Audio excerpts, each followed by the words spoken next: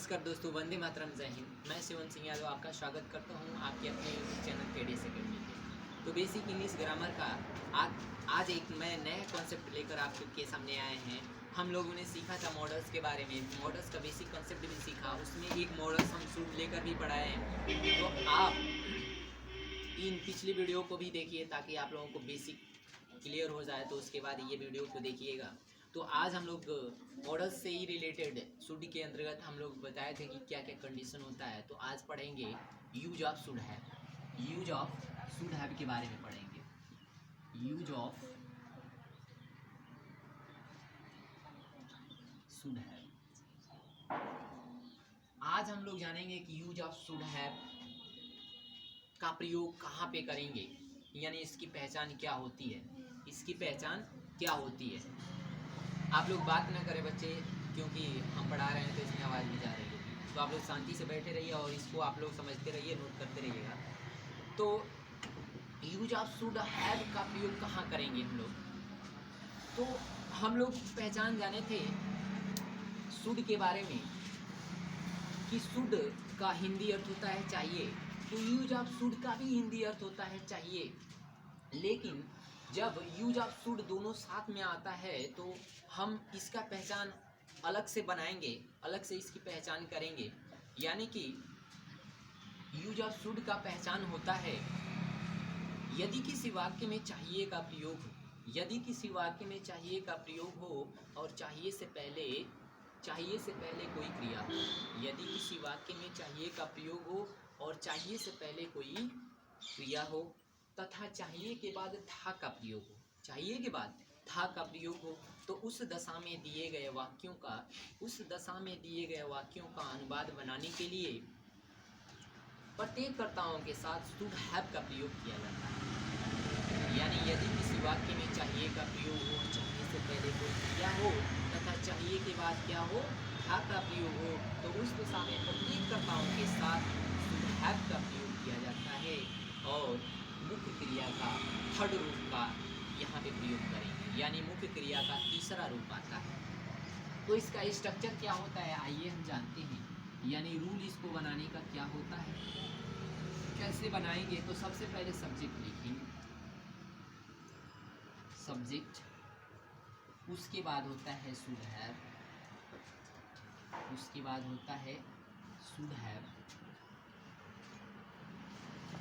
इसके बाद हम लगाएंगे मुख्य क्रिया का तीसरा रूप यानी थर्ड रूप, इसके बाद अदर, इसके बाद अदर, यानी subject plus should have plus मुख्य क्रिया का थर्ड रूप प्लस अदर। तो जब भी मॉडल्स आता है, मैं मॉडल्स का जब बेसिक कॉन्सेप्ट बताया था तो उसमें बताया था कि जब भी मॉडल्स आएगा तो मुख्य क्रिया का पहला रूप आता है। तो आप लोगों को यहाँ पूछना चाहिए सर आप तो शुड हैव के बाद मुख्य क्रिया का तीसरा रूप लगाए। तो बच्चा यहाँ समझने वाली बात ये है कि जब भी मुख्य क्रिया का तीसरा रूप आता है तो उससे पहले एक्सिलरी वर्ब का प्रयोग होना बहुत अति आवश्यक होता है। तो ये हैव जो है एक्सिलरी वर्ब है और इस थर्ड फॉर्म के पहले आया तो इसने इसका कोटा पूर्ति कर दी। ये शुड है तो शुड के साथ यानी मॉडल्स के साथ V1 आना चाहिए। तो ये हैव क्या करेगा, V1 का भी काम करता है, तो इसका कोटा पूर्ति ये हैव कर दिया। यानी कि इसका कोटा पूर्ति करने के लिए और इसका कोटा पूर्ति करने के लिए हैव का प्रयोग किया गया है और इसको बोलते हैं कंपनसेशन थ्योरी। और कंपनसेशन थ्योरी के तहत ये क्या है, शुड के साथ हैव जो मुख्य क्रिया का फर्स्ट रूप का भी काम कर रहा है और ये भी का पहले आकर एक्सिलरी वर्ब का भी काम कर रहा है। तो बच्चा लोग जब भी हम पढ़ते हैं इंग्लिश ग्रामर, तो अगर हमारा बेसिक चीज़ यानी बेस हमारा मजबूत होता है तो हम चाहे जितना भी उसके ऊपर मंजिल के मंजिल उठाते यानी बनाते चलें, जब हमारा बेस मजबूत रहेगा तो हमें कोई कठिनाइयाँ नहीं होती हैं। इसी प्रकार अगर हमें जानकारी हो बेसिक मॉडल्स के बारे में तो ये चीज़ समझने में थोड़ी भी हिचकिचाहट नहीं होगी।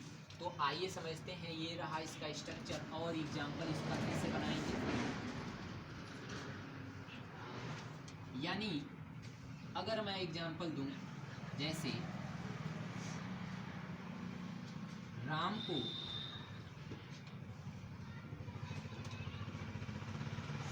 अपना काम करना चाहिए,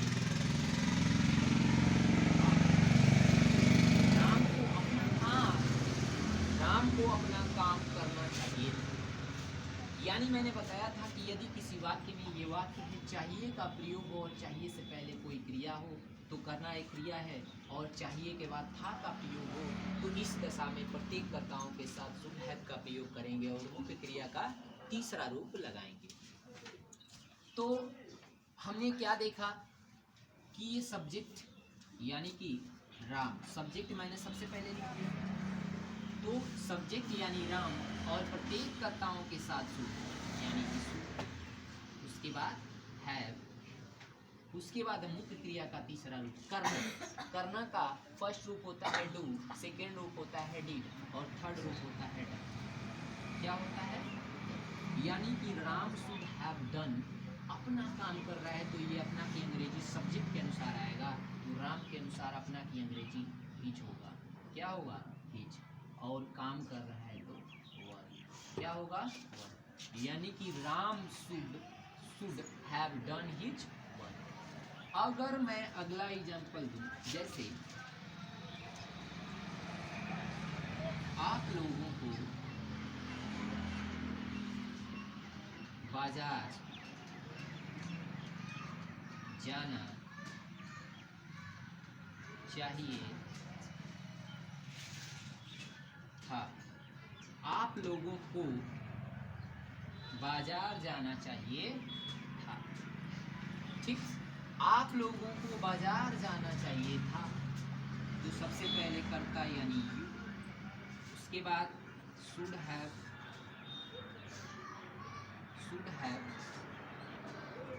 कहाँ जाना चाहिए, तो यहाँ पे मुख्य क्रिया का थर्ड रूप लिखेंगे, तो जाना यानी कि गॉन, गो एंड गॉन। ठीक, तो यू शुड हैव गॉन, कहाँ जा रहा है? मार्च।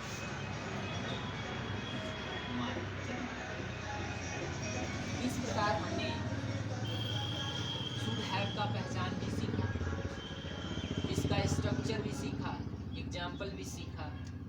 तो इस प्रकार अगर हम एक दो एग्जाम्पल और स्ट्रक्चर बढ़िया से समझ जाएं, सीख जाएं, तो इस पे हम कई एग्जाम्पल दे सकते हैं और अनेक एग्जाम्पल दे सकते हैं। तो मैं एग्जाम्पल और आप लोगों को इनके अतिरिक्त सुना रहा हूँ। जैसे सीता को सुबह में टहलना चाहिए था, तो Sita should have walked in the morning, क्योंकि वॉक का थर्ड फॉर्म क्या होता है? वॉक होता है। ठीक है, उसके बाद मैं कहूँ कि उन लोगों को समय से क्रिकेट खेलना चाहिए था। They should have played cricket in the time. आप लोगों को अंग्रेजी पढ़ना चाहिए था। You should have read English. उन लोगों को समय से बाजार जाना चाहिए था। They should have gone to market in time. इस प्रकार हम और सारा एग्जाम्पल दे सकते हैं।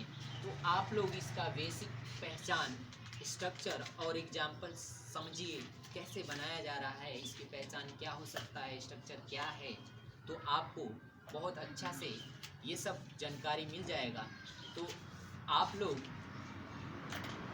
बेसिक मॉडल्स, उसके बाद मैंने शुड के बारे में बताया, शुड से रिलेटेड क्या क्या कंडीशन होता है इसके बारे में मैं आज बताया, और अगली वीडियो में शुड से ही रिलेटेड में जो भी कंडीशन है मैं एक एक करके मैं इसको ख़त्म करके ही अगले मॉडल्स पे जाएंगे। तो इस प्रकार ये शुड हैव का हमने पहचान, स्ट्रक्चर और एग्जाम्पल देखा, तो इस तरह ये शुड हैव ख़त्म हो गया। अब हम अगले कंडीशन से बात करेंगे जो भी हो अगली वीडियो में। तो आप लोग अगली वीडियो का इंतज़ार करिएगा। अगर ये वीडियो अच्छा लगे तो आप लोग प्लीज़ इसको लाइक, सब्सक्राइब और शेयर अपने दोस्तों के बीच करिएगा। तो इस प्रकार धन्यवाद।